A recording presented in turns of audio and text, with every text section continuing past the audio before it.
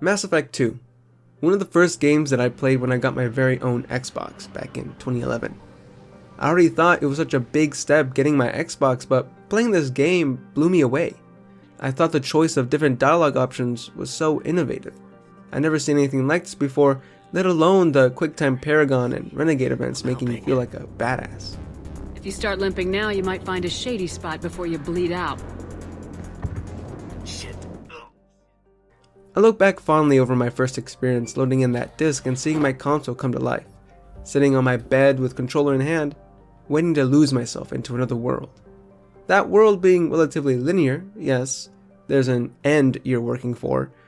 Sure, there are decisions you can make and potentially lose beloved characters if you don't play your cards right, but ultimately you still end up defeating the collectors and save humanity once again.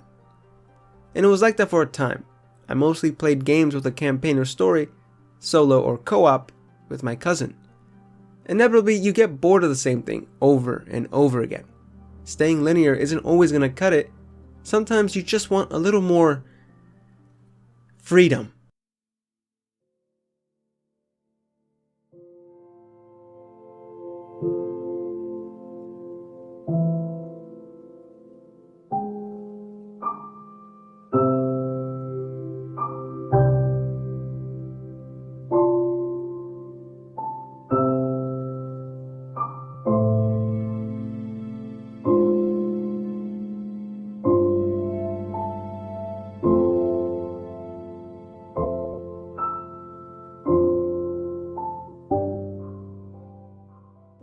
The first time I was exposed to Minecraft surprisingly wasn't on the Xbox. It was my cousin's friend who showed both of us on his laptop. It wasn't until my cousin and I browsed the Xbox Live arcade once he got internet one day that we discovered you could get Minecraft on the Xbox. It was just right there. Which we hastily downloaded, the free demo, because we were little Mexican kids with parents who wouldn't easily give up their credit card info. It was safe to say that we were hooked. Surviving our first night felt like a great accomplishment in our little riverside tutorial house. And fun fact about this house is that if you try to sleep in it, it will for some reason not let you sleep through the night, and it will spawn a mob beside you. Wait. I could have sworn this happened. It happens if there's a hole in your house or your house isn't completely sealed. However, I distinctly remember that this kept happening to my cousin and me. Whenever we slept in this house, we checked if there were no holes and even lit up the place with torches back then. And still, it wouldn't let us sleep. We even named it the Cursed House. But I guess our little baby brains didn't find the hole, I guess. Getting back on track, we eventually were able to buy the full version and the rest was history. I consumed nothing but Minecraft for a long time. Apart from playing the game itself, I made my way to watching hours upon hours of Minecraft machinimas, let's plays, music videos, you name it. I was hooked on watching popular YouTubers like Skydoes Minecraft, Cool Dude 3, and Sunday play these crazy maps. Most importantly, Hunger Games, or what is now known as survival games. Basically Fortnite, Battle Royale, you find loot, you kill, and last one standing, you know, all that stuff. And I wanted to play. However, I did not have a PC, because come to find out, through a very disappointing Aether Portal reconstruction and building of an iron golem, the Xbox version of Minecraft was very late to the party in terms of custom servers and, more importantly, updates.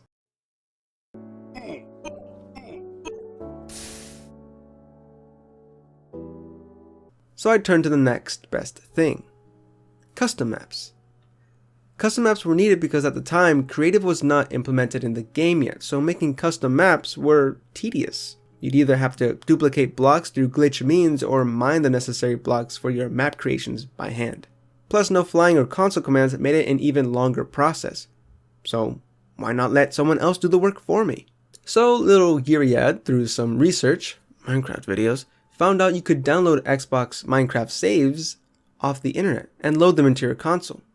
The process was simple enough. I was smart enough to know what the word tutorial meant and looked one up on how to use this third-party app on PC to load worlds into a USB and have it be recognizable to the Xbox. You see, you couldn't just go to one of many websites back in the day hosting various Minecraft worlds for download and just load a USB up with them and plug them into your Xbox and expect it to work.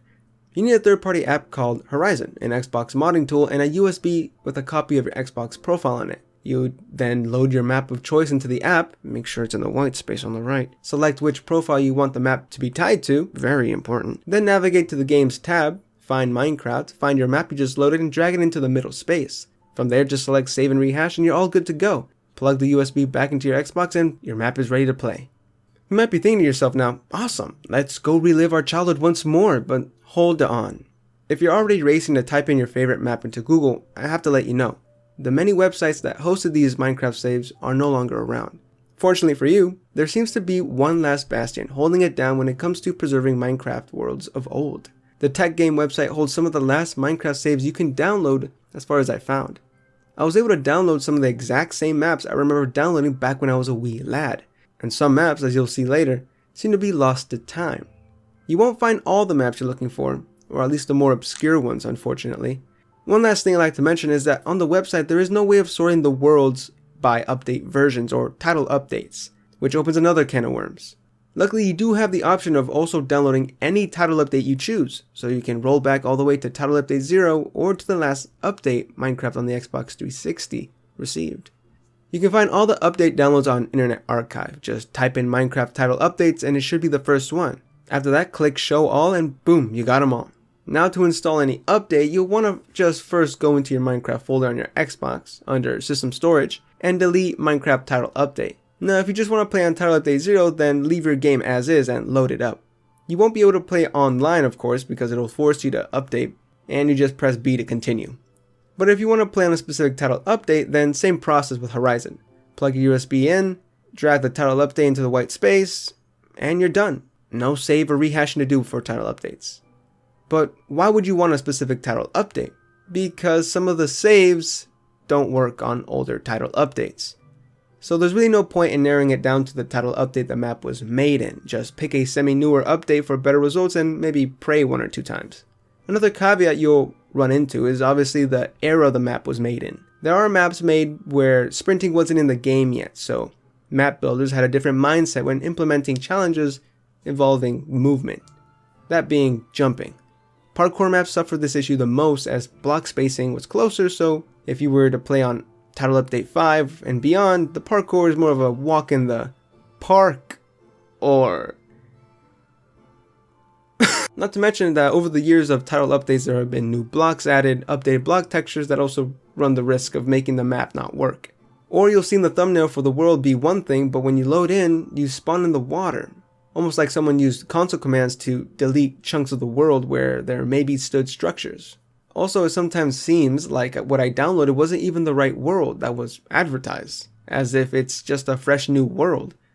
But you know, that's the price you pay to relive fleeting childhood memories.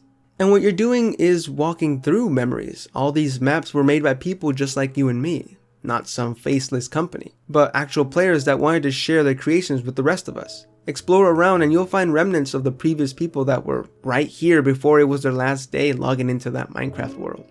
A chest full of random blocks and maybe the tool that was used or no longer needed. A cleared out piece of land that was planned to be the start of a new project seemingly left unfinished. You can only imagine the amount of people that roamed these lands, now reduced to a ghost town. I had so many memories downloading new maps every day. The first time I showed my best friend I met through Minecraft, Clone Trooper. The first custom map I ever downloaded, Baka King. He was blown away as I was that we could play any map we'd want and open the floodgates to a new way of playing the game. Unfortunately, the footage of Baka King you're seeing right now is on Java Edition, as I couldn't find the original Baka King download file on the internet. I even went as far as trying to find the original version in video descriptions, but of course the links are now broken because the websites don't exist anymore. However, Baka King was our favorite to play. He'd invite his friends to the game and we'd have the most unadulterated fun climbing that tree and trying to get that one-shot axe. We'd play all sorts of maps, even a recreation of Black Ops 2 Zombies. It was the time to be alive. If you were getting a little burnt out playing the game normally, you can hop on a parkour map and test your jumps, or even try escaping an escape room, or even play Flappy Bird. Remember that game? That was 2013. All in all, your childhood memories of custom maps and old school Minecraft on the Xbox aren't gone. You can revisit it. I do have to say, and to some it will be obvious what I'm about to say, the same feelings you faintly remember when you first played Minecraft on Xbox won't feel the same. After coming back to old school Minecraft for this video, I can cement in fact that you will feel a wisp of emptiness, a touch of loneliness. Knowing that this isn't a remedy for your nostalgia, actually I can argue will only make it worse. It's not the same. The childlike wonder is gone. It's not coming back. You could see this as very depressing, but isn't it better that it happened at all? Because you could save yourself the trouble of going through the process that I mentioned and turning on your Xbox that's been collecting dust. That's if it hasn't already gotten the red ring of death like mine, so I had to buy a whole new Xbox and buy a new copy of Minecraft because for some reason the copy I bought long time ago seemingly didn't belong to me anymore. Fuck Minecraft Soft. I digress. To reminisce and walk around an abandoned tutorial town or revisit custom maps of old. You could just not do that. Finish this video and be about your day. Like and subscribe for more videos like this. But I think everyone deserves to see where people grew up, where we all started and where we are now. We've all come a long way, and for those that want it, there is still the option of reconnecting with the past. I appreciate your time for clicking on this video and indulging in my biannual Minecraft nostalgia, and thank you if you made it to the end. I'll see you in my next hyperfixation.